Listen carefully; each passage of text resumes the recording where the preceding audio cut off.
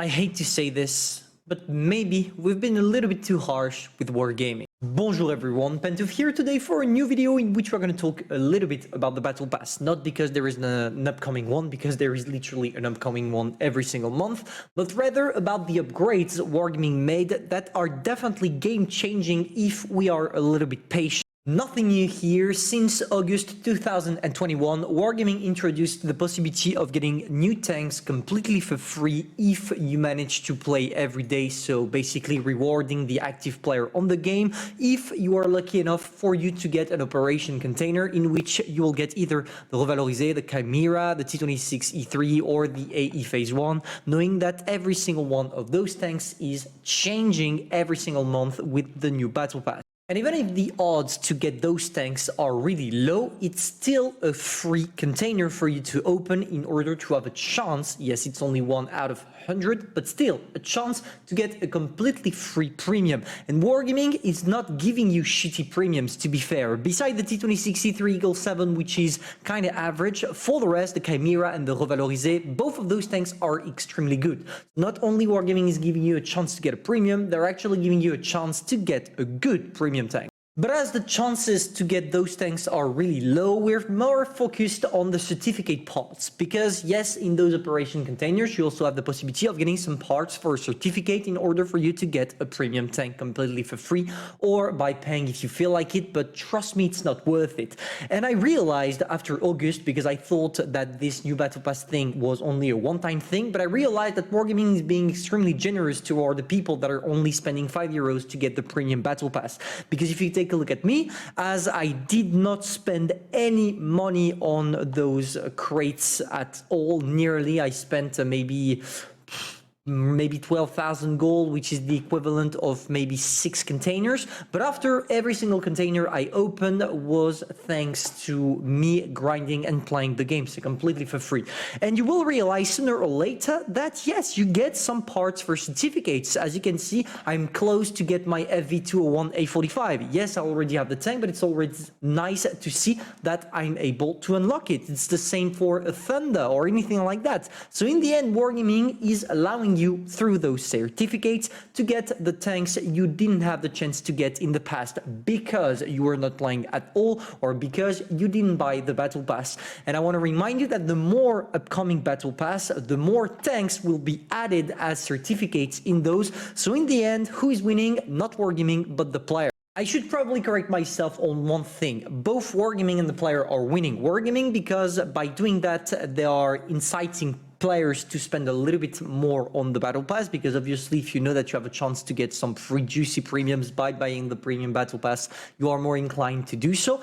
But at the same time, the player, the grinding player, the guy that is playing regularly every single day, is also winning, because by completing the missions, you will have the possibility of unlocking every single thing you need. So in the end, this is definitely a good move from Wargaming, and this move went before Tank Company was announced, which implies that it's not a tactic, or it's not a tactic for them to keep their player base in order for the players not to play Tank Company at all. This is purely generous, and I'm glad they did that, and I'm sorry for thinking at first that the drop chance of the AE Phase 1 was completely fucked, and that therefore it was useless and the Battle Pass were keep getting worse. It's not the case. Those Battle Pass are definitely more worth than ever. Now, the second thing we need to talk about is how Battle Pass Tanks upgraded. What I mean by that is that when we take a look at the first tank being introduced in the Battle Pass, aka the Thunder, it's basically a reskin KV-1S. I remember the first time it was released, yes, there were maybe 1 or 2 small things that changed between both tanks, but in the end it was just a KV-1S reskin. On top of that, if you take a look at the little aesthetic that they put on the tank, you only had the red star shining a little bit, but that was it. That's it for the overall tank in the Battle Pass. Whereas nowadays we have something that is way more interesting. if we compare it with the latest Battle Pass tank implemented, aka the Dreadnought, you'll see that there are a lot of differences that are making the Battle Pass more worthy. First of all, the HD graphics. When you take a look at this tank, it had been implemented on it and it renders beautifully. I'm not sure that it has the HDR graphics that are coming, for example, in this update with the 100 and the IS-7, but at least they look so much better looking than the previous tank we had the pleasure to play with. On top of that, Wargaming not only gave us a legendary camo, they also gave us a legendary kind of attachment that is lagging every time you're using the free camera, but that's the price to pay to have new implementations in the game. And this is basically something that changes. Oh man, come on, can you stop bugging for fuck's sake?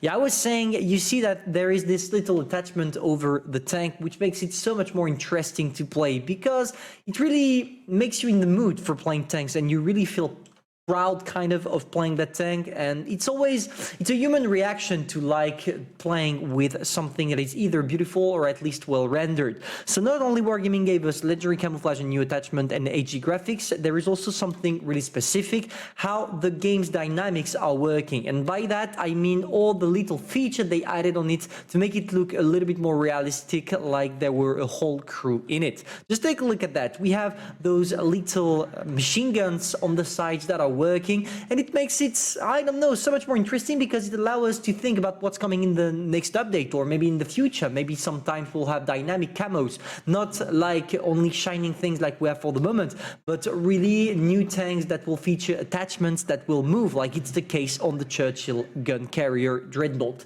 And I'm really proud of Wargaming for doing so. But a question remains, the question of the future. What's the future for those Battle Pass?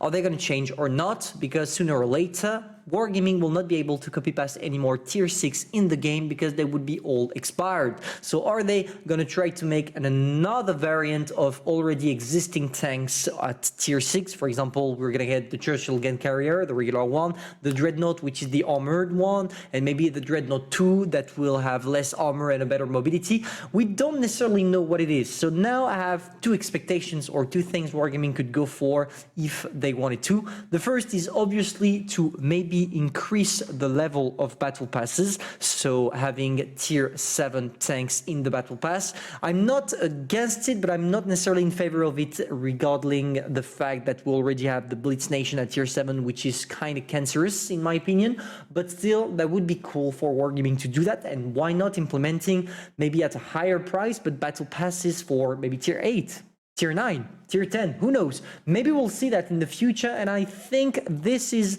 something Wargaming should dig further if they want to make money, as well as allowing their players to have fun. But all those questions to which we don't have any answers will be sooner or later answered when Wargaming will make the next move, but for the moment we don't have a clue what they're gonna do. So hopefully you enjoyed. If that's the case, feel free to subscribe, like and share, and also tell me in the comments what's your opinion on the Battle Pass after my brief expose. Do you agree? Do you disagree? I would like to know. So tell me in the comments, and I'm gonna see you soon for a new video. Bye.